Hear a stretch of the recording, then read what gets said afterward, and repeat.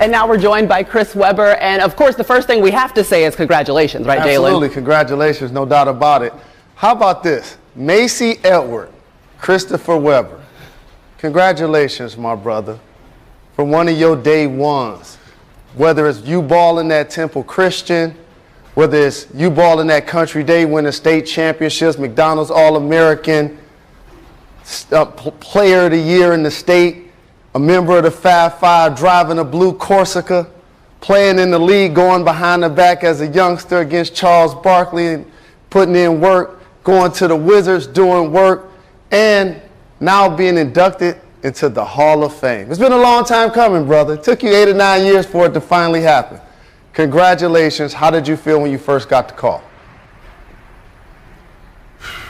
Well, thank you, brother. Thank you. I don't know, Jinx, I'm still in shock, you know.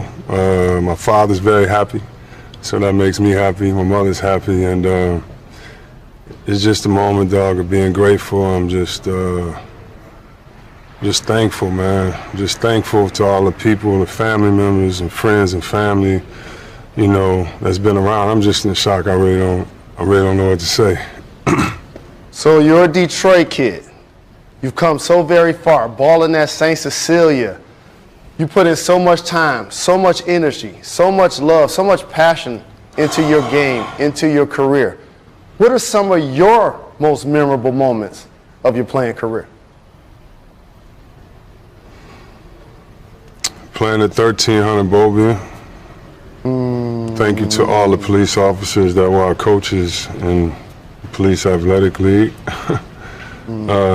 Curtis Hervey, Mr. Montgomery, my coaches for the Super Friends, Mr. Keener, Mrs. Keener, his wife, coaches at Country Day, you know, my parents, my church, Faith Baptist,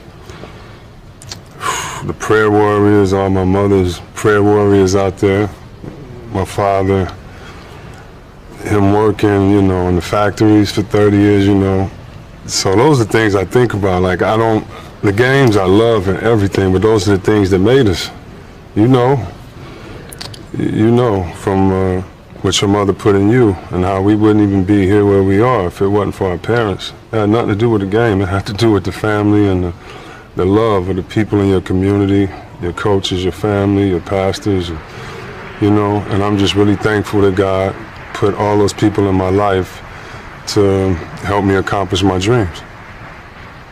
You know, Chris, it's extraordinary to hear you thanking the people that you're thanking and to think of the impact you too have had on the game and the way that you've influenced the way that players play.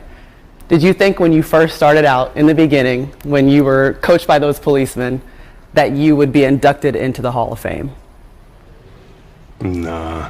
Whoever says they think they get into the Hall of Fame, you know, it's just, it's not true. I remember taking a white toothbrush and some beat up gym shoes over to Jalen's house, walking him down the street, and we would get soap water and white shoe polish and try to make our shoes look new. And who knew later that, you know, you'd be on a team that, you know, wearing long shorts and rocking what we do and just being ourselves. So no, I didn't know if being yourself was good enough to change the game and influence people. But thank God, you know, we had an impact. And you in particular, and by the way, shout out to our Fab Five brothers, Jawan, Ray, and Jimmy. How about the fact that as a big, your ability to dribble, pass, and shoot the three with your size, spin out lobs, but also handle it in a transition. Now we're playing positionless basketball. How do you now, as you look back at your game and how it developed, see how much of your game is now influenced in so many big men that play? Well, I definitely see, you know, parts of my game in a lot of guys that play today, and that's because, you know, we stole from the generation before us. So I think me and you might be the two biggest Magic fans that live, and it started with Magic and, you know, him smiling, running up and down the court, dribbling with that high dribble, pushing the ball down the court that made me want to get in the middle and try to be like a point guard. It was the George Gervins. You know, growing up in Detroit with Derek Coleman, Steve Smith, Doug Smith, Victor Alexander, the big guys, you have to be able to dribble, you have to be able to shoot, you have to be able to pass, you have to do it all.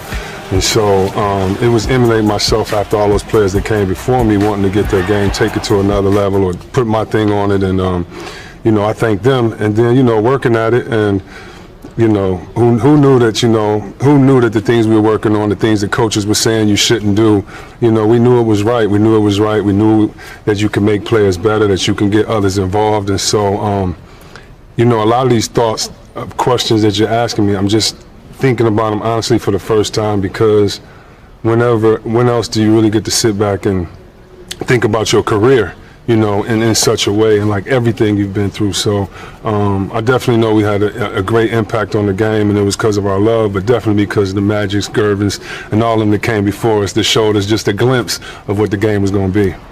I love you, my brother. Congratulations. Macy Edward, Christopher Webber III. You're in the Hall of Fame, brother. You made it to the Hall of Fame. We played on the Super Friends together. Shout to Curtis Herbie. We were 13 years old. You're in the Hall of Fame, brother. Well deserved. Congratulations. Congratulations, Chris. Jalen Anthony Rose, it's crazy, man. And thank God for your beautiful, wonderful mother, because you know what she did for me. Thank you, brother. I love you. I appreciate you. Love you too. Thank you, Maria.